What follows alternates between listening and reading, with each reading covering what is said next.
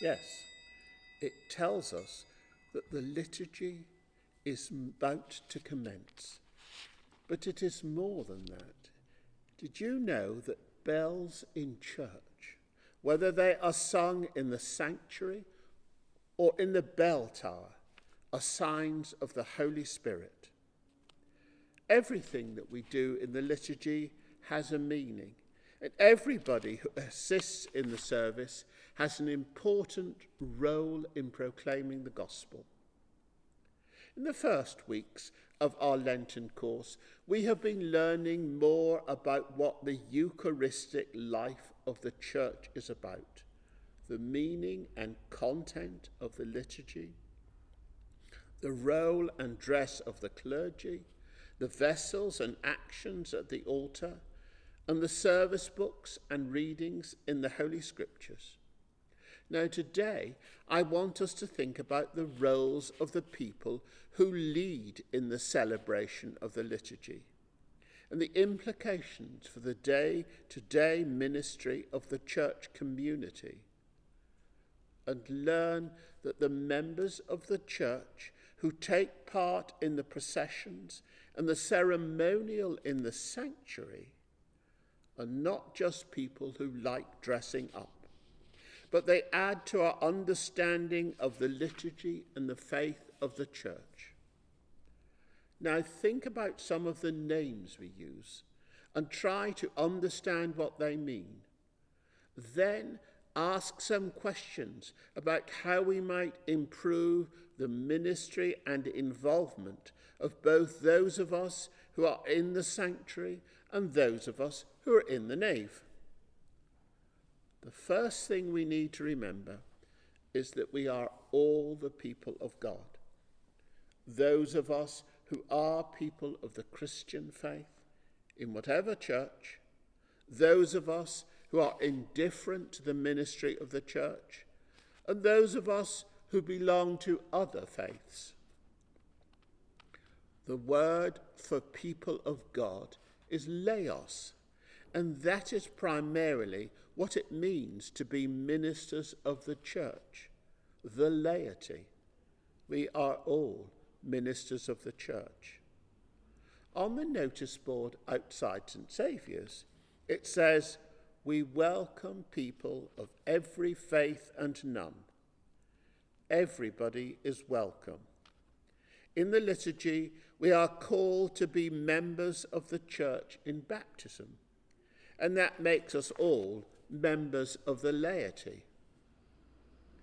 In the New Testament times, the first apostles were the ministers of the message of Jesus after the resurrection and ascension. 50 days after Easter, Pentecosti, meaning 50 days, the apostles received the Holy Spirit in the upper room at the celebration of the supper, which became the model for the Mass and the Eucharistic life of the church. The apostles were the first leaders, and they took the message of Jesus all over what is now the Near East and the Mediterranean. The Greek word presbyteros, meaning ambassador, became our word presbyter or priest. We are still ambassadors for Christ and responsible for service to the community as diakonos. To this day, the bishop and priest is also a deacon. The key people were St. Peter and St. Paul. St. Peter, who became the model for the first bishop of Rome, and St. Paul, who became the apostle to the Gentiles. Membership and leadership. Episkopos means bishop. He or she is a leader with oversight of the local churches.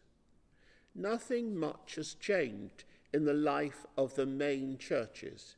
Membership, leadership, and oversight are the key elements of the Eucharistic life of the church. Over time, deacons were assisted by subdeacons and readers or licensed lay ministers, and a range of other lay people began to assist with the celebration of the Mass: crucifers, servers, thurifers, acolytes. How many of us realise that we have become the subdeacon when we read the epistle? In recent times, lay people have become special ministers of the Eucharist to assist the priest in administration of the sacraments. We should not forget the other important people who support the liturgy: the organist and choir, the bell ringers, the sides people, and the church wardens who are responsible for the maintenance of the nave and the collection of the money. As far as I know, we've not yet found an ecclesiastical title for the camera people who've been essential in helping us to celebrate the Mass online in the last 12 months. Suggestions, please, to one of the clergy.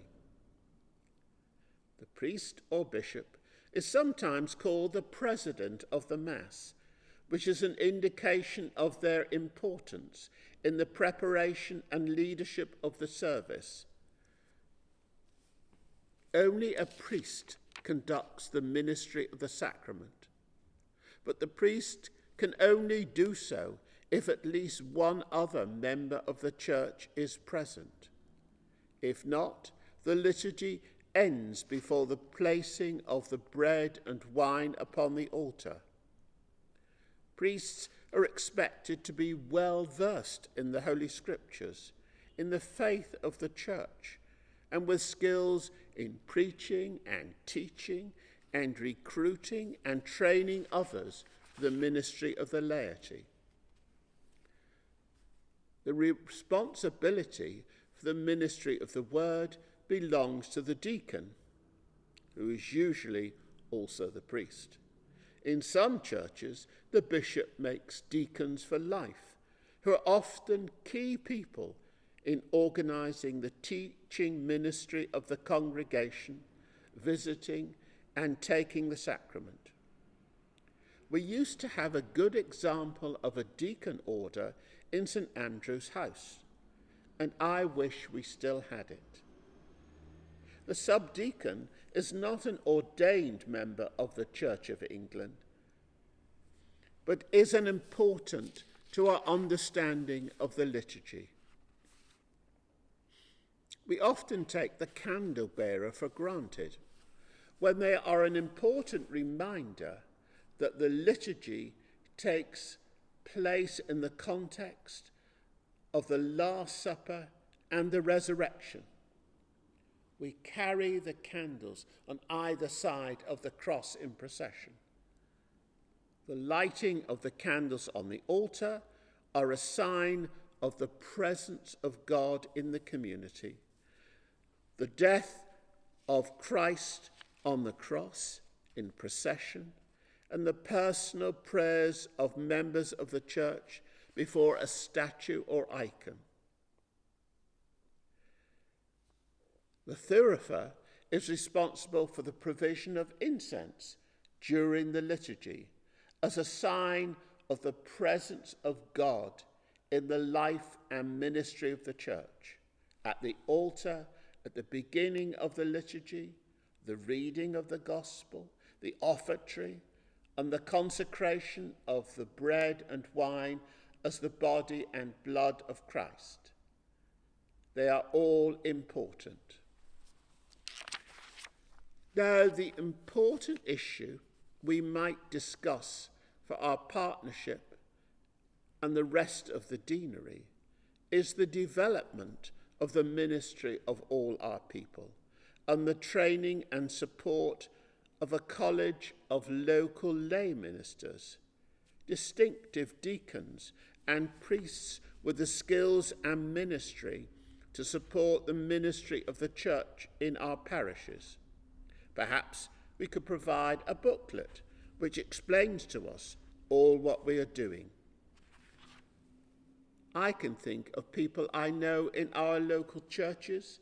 Perhaps you can think of others whom we can train for this ministry.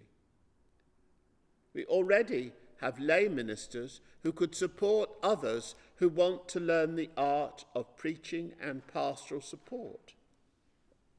Tell us what you think.